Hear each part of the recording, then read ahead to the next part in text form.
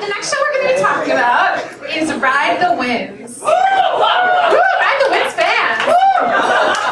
Ride the Winds opened at the Bijou Theater in 1974. Has anyone ever heard of the Bijou? No. Has anyone ever been to the Bijou? Did anyone go there? Yeah. Oh, good. Okay, great. The Bijou is one of the 6 theaters that was demolished to build the Marriott Marquis. Take a drink for oh my God, people are actually taking drinks! The best. The Bijou was a very small Broadway house, only 600 seats. It was on 45th Street in between the Morosco and Astor theaters, across the street from Schubert Alley.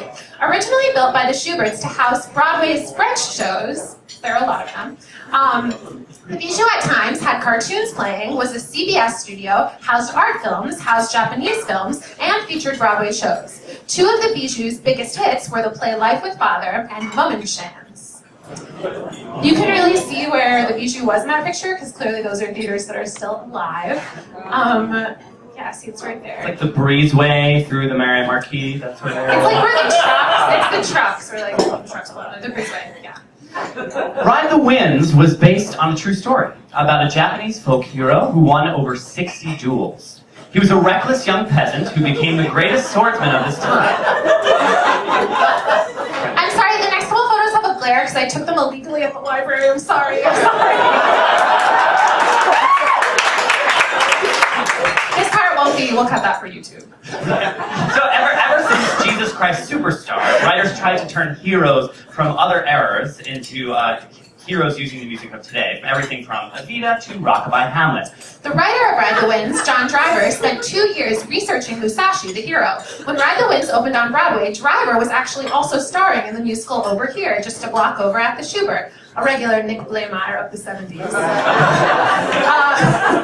glad people laughed about it. Ride the Winds was surrounded by protest. After barely any Asian actors came out for any of the open calls, the creative team cast a multiracial cast. A young black actor named Irving Lee played Musashi. There we go. Picketing outside of the theater was organized by the group Oriental Actors of America, but they insisted no one call them that out loud. The preferred politically correct term is no longer Oriental. Difficult right there. Protesters claimed the show was vulgar towards Asian culture, but were also protesting that they couldn't be in it. That was very, organically, Asian culture. That's true. In the 1600s. While there were some very bad reviews, including a pan in the New York Times, Ride the Winds actually did get several positive reviews as well. The New York Post described Musashi as an appealing hero, saying that Irving Lee was brilliant and charming. After Dark magazine thought that the show was enjoyable, and the Daily News called it a pleasant labor of love. I'm obsessed with this. Let's look at this picture for a second. And then let's just zoom in on the leading actress's shoe choice. That's part of the costume design. It might be part of the costume design, but I think she just got lazy for production photos. I'm not sure those were her shoes, but okay. The New York Times hated the show and noted that the playbill read that the author held a black belt in karate and the director and choreographer held brown belts. Perhaps, they said in their review, this is a warning for critics. The New York Ledger bemoaned that this was a musical version of a Japanese samurai film, but missing the intensity and fierce action of the celluloid version. Swords and cymbals should flash and clang. Instead, the show was filled with poetic passages and soft rock. The worst review, we should drink every time someone says the worst review. You guys are going to be really drunk by the end of the night. The worst review came from John Simon in New York Magazine. Ride the Winds purported to be a new musical and was based on Japanese legends, thus managing to be a simultaneous insult to Japan, the musical, and the concept of newness.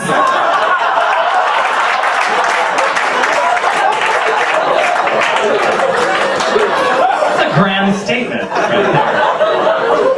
It gets worse. The leading man, on top of being untalented and unprepossessing, was utterly unable to shed his negritude. New York Magazine, write a complaint letter 4 years later. The leading lady, besides lacking all histrionic and physical appeal, was fixated in her Jewishness.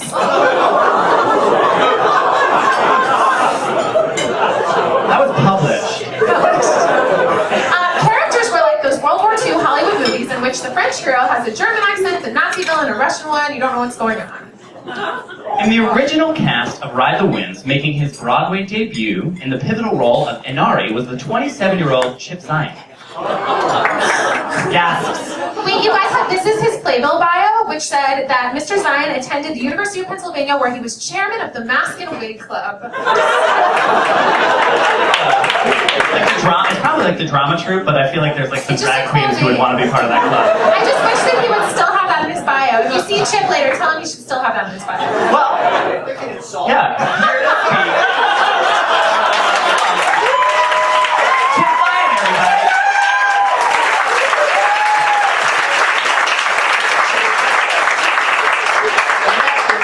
Was the oldest all-male club.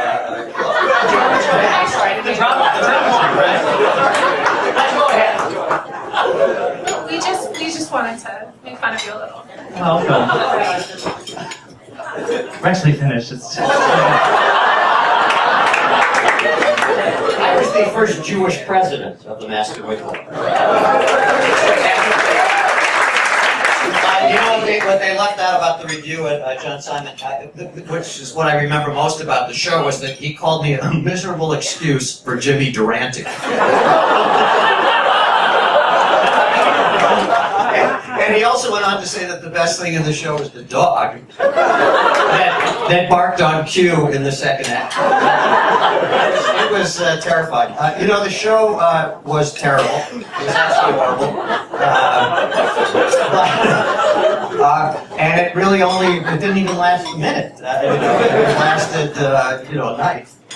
And God, it was all. You know what? One of the things that was really funny that happened was that the director had like a nervous breakdown during rehearsals, and he disappeared. And before he disappeared, the choreographer had already left because he had a fight with the director. The choreographer was Jay Norman, who was in the original West Side Story. He was a very cool guy. And the director disappeared, and then Jay Norman came back because the director was gone, and he came in and kind of directed us to the opening night. And he took a meeting with the cast, and he said, I just want to say this. Look, he said, I think we all know what's going on here. It's every man for himself.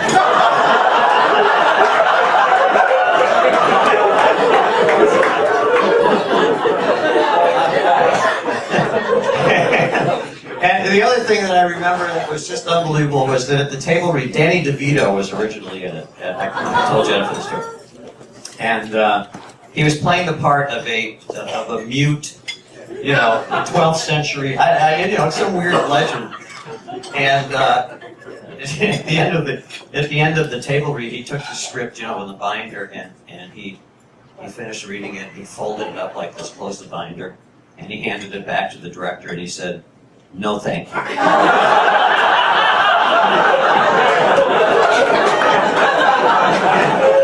The next time I saw him was a few years later. He was on Taxi, and he said, "Oh my God, Chip, I can't believe you stuck it out." Should I say anything else? How many have I gone over my 2 minutes? You're good. You talk. Okay. Well, the other thing was that the bijou. By this point, the bijou was like it was just like it was this musty old theater where they had plastered over it. I guess at one time it had probably been beautiful, but they eventually just plastered over the walls, and it was just this musty sort of army green color. And I hate to end on that, but it was a very weird, unpleasant experience all the way around.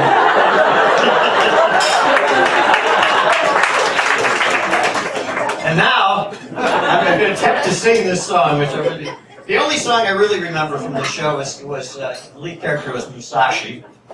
And the only song I really remember, and I only remember like 3 or 4 notes of it, was "Run, Musashi, run, run away and hide." That's all I can think of that I actually remember. And the other thing was, just before I sing it, because I'm trying to stall, because this song is, I have no idea.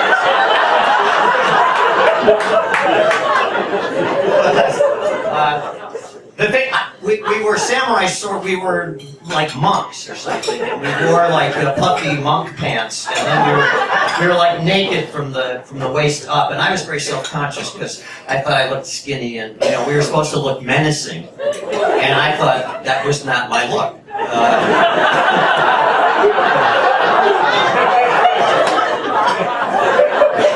I didn't think it worked, but there were some pictures. I'm upset that you didn't find those because I thought. They're just not great quality. Yeah. That's true. Yeah. All right. Well. Anyway, that's enough. Let's try to sing the song. This is what's it called? It's called "Kick the Dog." I'm afraid to start. Is this that? Okay.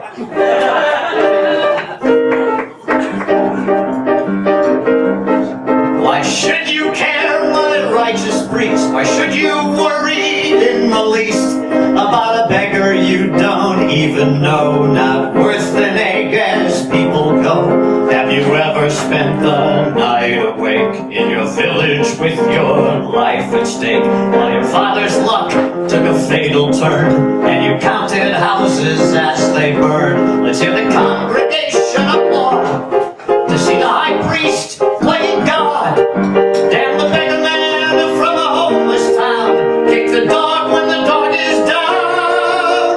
Do you bow when you walk the street, lower than any of the men you meet? Have you shoveled horse shit in a field of wheat? Was your sister traded for a sack of rice? Killed because he wasn't nice. Have you ever been afraid you might get fat? Knowing 20 ways to cook a rat. Congregation applaud to see the high priest playing God. Damn the beggar man from the homeless town. Kick the dog when the dog is down. Use this opportunity. Climb a little higher by stepping on me. Say the word and let them take my hand. Let the world know the truth you preach isn't the Buddha you teach. Is dead. Why not send me to hell with a prayer? There's no one alive who would even care. It's the good and the lawful thing to do. Why should my poor dream matter to you? Please forgive me for wanting to be something more than I was born to be. With nothing to offer and nothing to give, you saved me the trouble of having to live. Let's hear the congregation applaud to hear the high priest play God. Damn the big man from a homeless town. Kick the dog when the dog is down. Kick the dog when the dog is down.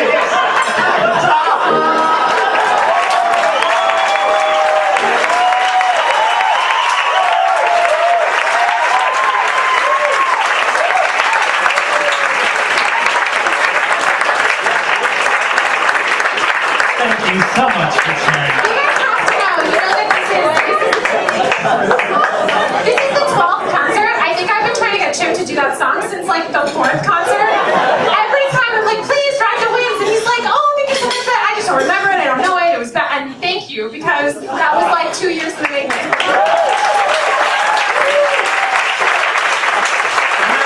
something to be said. Now there's 150 more people who know about Ride the Wind. And I think that the thing, some of these musicals were trying to celebrate all of them, but clearly some had, negative things, positive things. But just the fact that somebody was like, I want to make a Broadway musical about a Japanese samurai story, and I'm going to do it, and they did it, and it was on Broadway. It's just amazing, and it's what we try to celebrate about this, that, like, if you have a vision, sometimes it can get all the way there, and I think that's really cool. And I bet there was someone, maybe one person, maybe two, who saw this and thought it was amazing, and maybe wanted to do more musicals or explore and see another Broadway show. And so there is something to be said for every show that makes it. Because There was someone rushing Ride the Winds every Saturday.